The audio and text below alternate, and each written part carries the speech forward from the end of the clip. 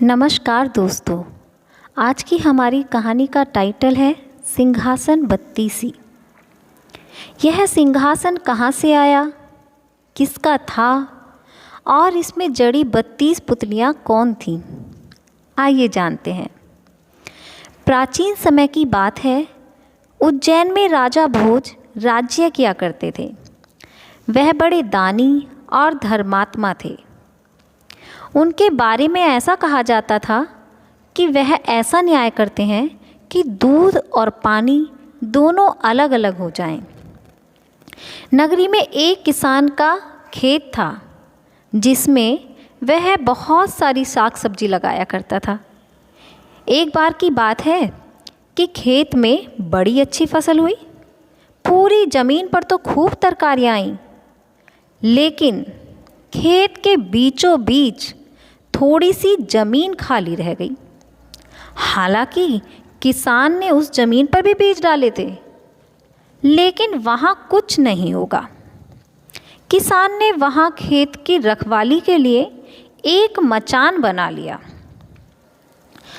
अब जब भी किसान मचान पर चढ़ता तो अपने आप चिल्लाने लगता, कोई है, राजा भोज को पकड़ लाओ और सजा दो, मेरा राज्य उससे ले लो, जाओ जल्दी जाओ।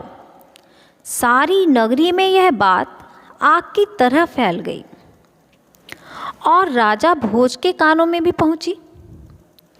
राजा ने कहा, मुझे उस खेत पर ले चलो, मैं सारी बातें अपनी आँखों से देखना और कानों से सुनना चाहता हूँ।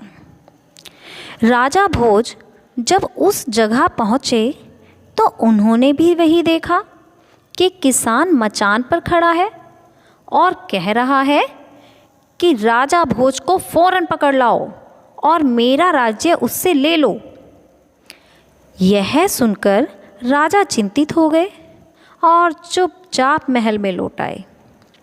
उन्हें रात भर नींद नहीं आई। सवेरा होते ही उन्होंने राज्य के ज्योतिषियों और जानकार पंडितों को इकट्ठा किया।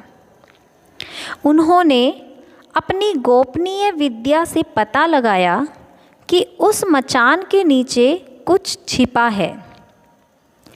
राजा ने उसी समय आज्ञा दी कि उस जगह को खुदवाया जाए। खोदते खोदते जब काफ़ी मिट्टी निकल गई तो अचानक एक सिंहासन प्रकट हुआ।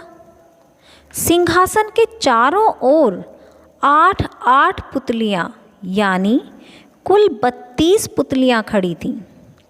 सबके अचरज का ठिकाना न रहा। राजा को खबर मिली तो सिंहासन को बाहर निकालने को कहा, लेकिन कई मजदूरों के जोर लगाने पर भी वह सिंहासन टस से मस न हुआ। तब एक पंडित ने कहा कि यह सिंहासन देवताओं का बनाया हुआ है, अपनी जगह से तब तक नहीं हिलेगा जब तक कि राजा स्वयं इसकी पूजा अर्चना न कर लें। राजा ने ऐसा ही किया। पूजा अर्चना करते ही सिंहासन ऐसे ऊपर उठाया मानो फूलों का बना हो। राजा बड़े खुश हुए।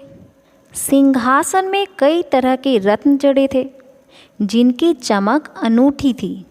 सिंहासन के चारों ओर 32 पुतलियाँ बनी थीं।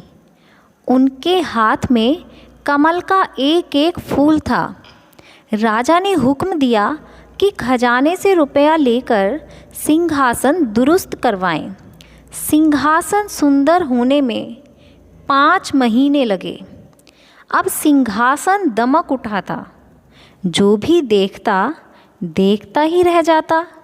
पुतलियाँ ऐसी लगती मानो अभी बोल उठेंगी। राजा ने पंडितों को बुलाया और कहा, आप लोग कोई अच्छा मुहूर्त निकालें। उस दिन मैं इस सिंहासन पर बैठूंगा। दिन तय किया गया। दूर दूर तक लोगों को निमंत्रण भेजे गए। तरह तरह के बाजे बजने लगे। महल में खुशियाँ मनाई जाने लगीं। पूजा के बाद जैसे ही राजा ने अपना दाहिना पैर बढ़ाकर सिंहासन पर रखना चाहा कि सारी पुतलियां खिलखिलाकर हंस पड़ीं। लोगों को बड़ा अचंभा हुआ कि यह बेजान पुतलियां कैसे हंस पड़ीं।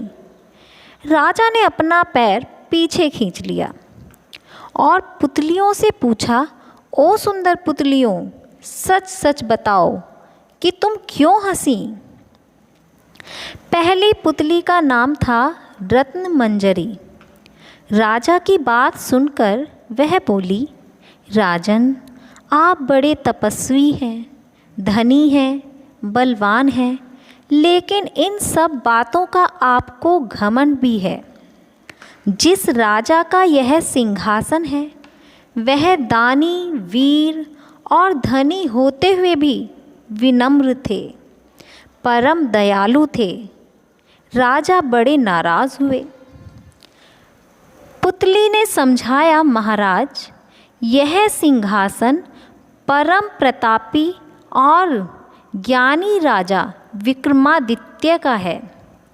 राजा बोले, मैं कैसे मानूं कि राजा विक्रमादित्य मुझसे ज़्यादा गुणी और पराक्रमी थे। पुतली ने कहा, ठीक है राजन, मैं आपको राजा विक्रमादित्य की एक कहानी सुनाती हूँ। अगर आपको भी वह कहानी सुननी है तो वीडियो का नेक्स्ट पार्ट सुनना बिल्कुल मत भूलना।